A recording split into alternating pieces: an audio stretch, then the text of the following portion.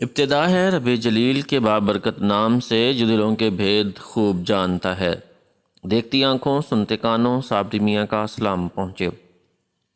سیدنا ابو ہریرہ رضی اللہ تعالی عنہ سے مروی ہے کہ حضور صلی اللہ علیہ وآلہ وسلم کے وصال مبارک کے بعد کسی ایک جمعرات کی صبح کو ہم بیٹھے ہوئے تھے کہ اونٹ پر سوار ایک سفید ریش بوڑھا آیا۔ اس نے اپنی سواری کو مسجد کے دروازے پر باندھا اور یہ کہتے ہوئے اندر داخل ہوا، تم پر سلامتی ہو اور اللہ کی رحمت نازل ہو۔ کیا تم میں اللہ کے رسول محمد صلی اللہ علیہ وآلہ وسلم موجود ہیں؟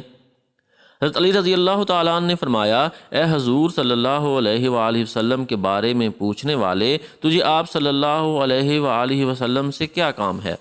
اس نے کہا، میں یہودی علماء میں سے ہوں اور 80 سال سے تورات کا مطالعہ کر رہا ہوں۔ اس میں متعدد مقامات پر اللہ تعالیٰ نے اپنے نبی محمد صلی اللہ علیہ وآلہ وسلم کا ذکر بڑی تفصیل سے کیا ہے اور میں اس ذکر سے متاثر ہو کر آیا ہوں۔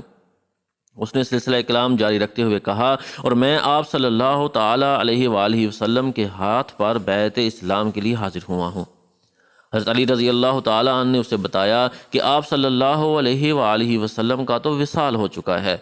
اس پر اس عالم نے افسوس کا اظہار شروع کر دیا اور کہا، کیا تم میں ان کی اولاد ہے؟ حضرت علی رضی اللہ تعالیٰ عنہ نے حضرت بلال رضی اللہ تعالیٰ عنہ سے کہا کہ اسے سیدہ فاطمہ رضی اللہ تعالیٰ عنہا کے پاس لے جاؤ۔ وہاں جا کر اس نے اپنا تعارف کروایا اور اس خواہش کا اظہار کیا کہ میں آپ صلی اللہ علیہ وآلہ وسلم کے کپڑوں میں سے کسی کپڑے کی زیارت کرنا چاہتا ہوں۔ حضرت سیدہ عالم رضی اللہ تعالیٰ عنہا نے اپنے شہزادے حضرت حسین رضی اللہ تعالیٰ عنہ سے فرمایا، وہ کپڑا لاؤ جو آپ صلی اللہ علیہ وآلہ وسلم نے بوقت وصال پہنا ہوا تھا۔ جب وہ کپڑا لایا گیا تو اس عالم نے اسے اپنے چہرے پر ڈال لیا۔ وہ اس کی خوشبو کو سونگھتا اور خوشبو سونگھتے ہوئے بار بار کہتا کہ اس صاحب ثوب پر میرے ماں باپ قربان ہوں۔